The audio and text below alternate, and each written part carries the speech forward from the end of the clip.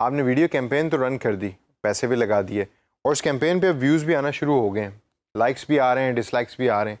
लेकिन आपके क्लाइंट ने अब आपको कहा है कि भाई मुझे दिखाओ कि गूगल एडवर्ड्स का स्टैट्स यानी कि रिजल्ट्स क्या कहते हैं उस कैंपेन के बारे में। तो दोस्तों इस सेशन को आप सिर्फ अभी गौर से देखिए, क्योंकि हो सकता है कि जो कैंपेन आपने डिज़ाइन की है उस पर अभी कोई स्टैट्स आपके डैशबोर्ड पे या गूगल एडवर्ड्स के डैशबोर्ड पे अपीयर ना हो रहे हो।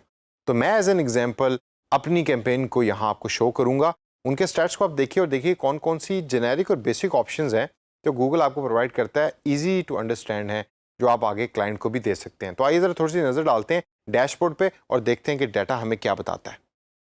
जब आपकी कैंपेन के ऊपर डाटा रिसीव होना शुरू हो जाएगा तो इस तरीके से आपके भी ग्राफ्स बनना शुरू हो जाएंगे। आप फॉर इंस्टेंस अगर आप यहाँ गौर करें तो पहले एक स्ट्रेट लाइन है क्योंकि यहाँ कोई कैंपेन रन नहीं हो रही थी, लेकिन जब मैंने कैंपेन रन की तो कर्व जो है वो चेंज हो गया और फिर अब यहाँ मुझे डाटा बता रहा है कि डिफरेंट तरीके से इंप्रेशंस और व्यूज़ बढ़े हैं या कम हुए हैं।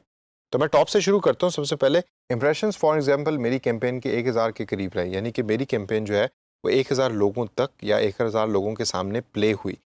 व्यूज़ जो हैं वो 233 रहे, 233 लोगों ने मेरी उस पर्टिकुलर ऐड को देखा। कॉस्ट पर व्यू जो है वो ₹2 रहा और व्यू रेट जो है वो 22.73% रहा। अब इसे अगर मैं स्क्रॉल डाउन करूं तो यहाँ थोड़ी सी मज़ीद डिटेल के अंदर भी इंफॉर्मेशन गूगल मुझे प्रोवाइड करता है। सबसे इंपॉर्टेंट इंफॉर्मेशन है ऑडियंस रिटेंशन की। मैं ये देखना चाहता हूँ कि मेरी इस वीडियो के ऊपर जिसको मैंने एज एन एड चलाया था, ऑडियंस कितनी देर रिटेन रही।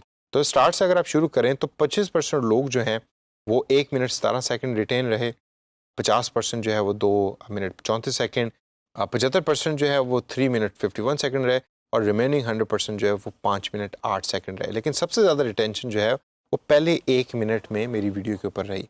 अब this actually is not a good result. मतलब ये है कि लोग ज़्यादातर 25% लोग जो हैं वो मेरी वीडियो को छोड़ के चले गए 1 मिनट 17 सेकंड पे और 50% लोग जो हैं वो मेरी वीडियो को छोड़ के चले गए 2 मिनट 34 सेकंड के अंदर। तो हाफ ऑफ द वीडियो जो है उसने मेरी हाफ ऑफ द ऑडियंस को रिटेन नहीं कर पाई। तो इस वजह से जब भी आपने कोई वीडियो बनानी तो कोशिश करें कि ये ग्राफ उल्टा हो, यानी कि जो बड़े वाला बार है वो एंड में आ रहा हो, जो छोटे वाला बार है वो स्टार्ट में आ रहा हो। दैट एक्चुअली शोज़ कि योर वीडियो इज़ गुड और जो लोग आपकी वीडियो को देख रहे हैं उसको पसंद कर रहे हैं और पसंद के साथ साथ उस वीडियो को पूरा ऑब्जर्व भी कर रहे हैं और वॉच भी कर रहे हैं। डेमोग्राफिक्स को अगर हम गौर करें तो यहाँ डिफरेंट एज ग्रुप्स के बारे में लिखा हुआ है। याद है मैंने आपको बताया था कि अननोन का ग्रुप जो है वो आपने कभी भी डिसलेक्ट नहीं करना और यहाँ आप देख लें कि 42 व्यूज़ यानी 18% ऑफ द टोटल व्यूज़ हैं वो अननोन ग्रुप से आए हैं कि जिनकी एज जो है उनके प्रोफाइल के अंदर मेंशन नहीं थी। लेकिन सबसे ज़्यादा व्यूज़ हैं 18 से 24 साल से लेकर आप 35 से 44 साल तक। 18 से 24 साल जो है वो 26% है टोटल व्यूज़ का और 25 से 34 साल जो है वो 32% है मेरे टोटल व्यूज़ का जो मैंने वीडियो पोस्ट की थी। डेमोग्राफिक्स के इस पर्टिकुलर सेक्शन को आप चेंज भी कर सकते हैं। अगर एज की बजाय आप जेंडर करना चाहें तो आपको जेंडर भी गूगल प्रोवाइड करेगा, यानी कि मेल कितने परसेंट रहे, फीमेल कितने परसेंट रहे और अननोन कितने परसेंट है।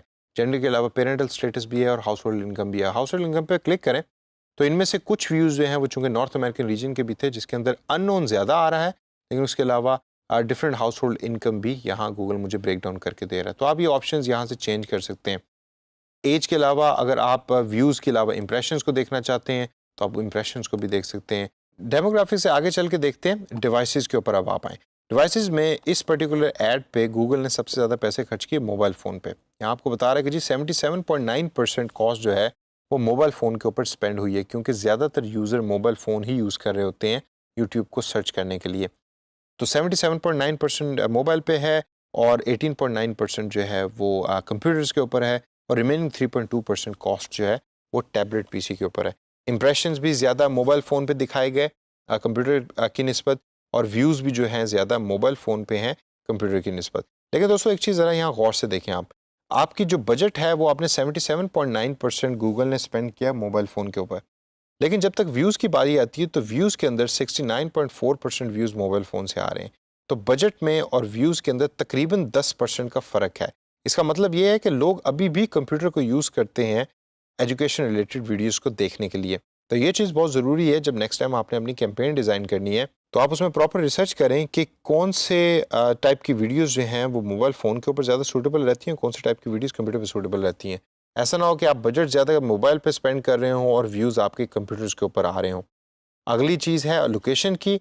लोकेशन के ऊपर डिफरेंट ममालिक पे जब आप अपना माउस कर्सर लेके जाएंगे तो आपको नंबर ऑफ़ व्यूज़ नज़र आएंगे, किस मुल्क ने कितने व्यूज़ आपकी वीडियो पे दिए हैं। फॉर इंस्टेंस यूएसए ने 41 व्यूज़ दिए, अगर मैं इंडिया को देखूँ तो 90 व्यूज़ दिए, पाकिस्तान में व्यूज़ कम रहे जो कि 6 हैं, और इसी तरीके से यूनाइटेड स्टेट्स के 41 व्यूज़ मज़ीद हैं, कनाडा के 3 हैं, और फिर बाकी तमाम ममालिक पे आप लेके जाएँ तो वो व्यूज़ आपको इस तरह यहाँ नज़र आते रहेंगे। डे एंड आवर का डाटा भी आपको यहाँ प्रोवाइड हो रहा है कि किस टाइम आपकी वीडियोस एक्सेस हुई हैं और कितने व्यूज़ रहे हैं। फॉर एग्जांपल जो मैक्सिमम नंबर ऑफ़ व्यूज़ जो हैं वो 97 रहे 11 से लेकर 12 बजे के दरमियान वेडनेसडे वाले दिन। अब ये डेट और टाइम आपको बहुत कुछ बता रही है। इसका मतलब ये है कि जो एजुकेशनल वीडियोज़ हैं वो इस पर्टिकुलर टाइम के अंदर देखी जाती हैं। डेट तो हो सकता है कि इस वजह से ये पर्टिकुलर डेट और डे डिसाइडेड है क्योंकि हमने जो कैंपेन रन की थी वो शायद उस पर्टिकुलर दिन की थी, लेकिन जो टाइम है वो बहुत इंपॉर्टेंट है।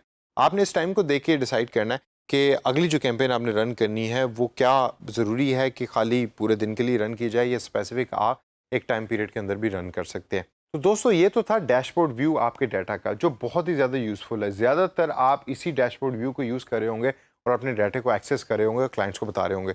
लेकिन अगर क्लाइंट कहते हैं कि जो मुझे सेल्फ जनरेटेड रिपोर्ट्स बना के दें तो उसका भी एक बड़ा आसान तरीका है। आप इस एनालिटिक्स के बटन पर क्लिक करें और क्लिक करने के बाद रिपोर्ट्स के बटन पर क्लिक करें। जब आप रिपोर्ट्स के बटन पर क्लिक करेंगे तो यहाँ आपको एडवर्ड्स ये प्रोवाइड कर रहा है ऑप्शन कि आप अपनी रिपोर्ट्स खुद भी जनरेट कर सकते हैं। वो कैसे होती है ज़रा ब्रीफली उस पर नज़र डालते हैं। प्लस के साइन पे क्लिक करें। प्लस के साइन पे क्लिक करने के बाद आप डिसाइड कीजिए कि आपने अपना डाटा किस तरीके से प्रेजेंट करना है। फॉर एग्जांपल मैं बार चार्ट के थ्रू अपना डाटा प्रेजेंट करना चाहता हूँ, तो मैं बार चार्ट पे क्लिक करूँगा और ये बड़ी ही आसान तरीके से रिपोर्ट जनरेट होगी। मैं चाहता हूँ कि मेरे कीवर्ड रिलेटेड डाटा अपीयर हो मेरी रिपोर्ट में, तो मैं अपने कीवर्ड्स को यहाँ ड्रैग करके ड्रॉप करूँगा। अब आप देखेंगे वो तमाम कीवर्ड्स जो मैंने यूज़ किए थे उस कैंपेन के लिए वो यहाँ बॉटम में अपीयर हो रहे हैं। अब परफॉर्मेंस ओरिएंटेड जो है मैं चाहता हूँ कि मैं क्लिक्स को देखूँ कि मेरे कीवर्ड्स के क्लिक्स कैसे कैसे रहे, मैं कॉस्ट को देखूँ कि कॉस्ट कैसी कैसी रही, और मैं इसके साथ जो है वो इंप्रेशंस को देखूँ कि इंप्रेशंस जो हैं मेरे कीवर्ड्स के कैसे रहे। तो वो आप ज़रा गौर से देखिए कि जैसे जैसे मैं ड्रैग एंड ड्रॉप कर रहा हूँ डाटा यहाँ पॉपुलेट हो रहा है।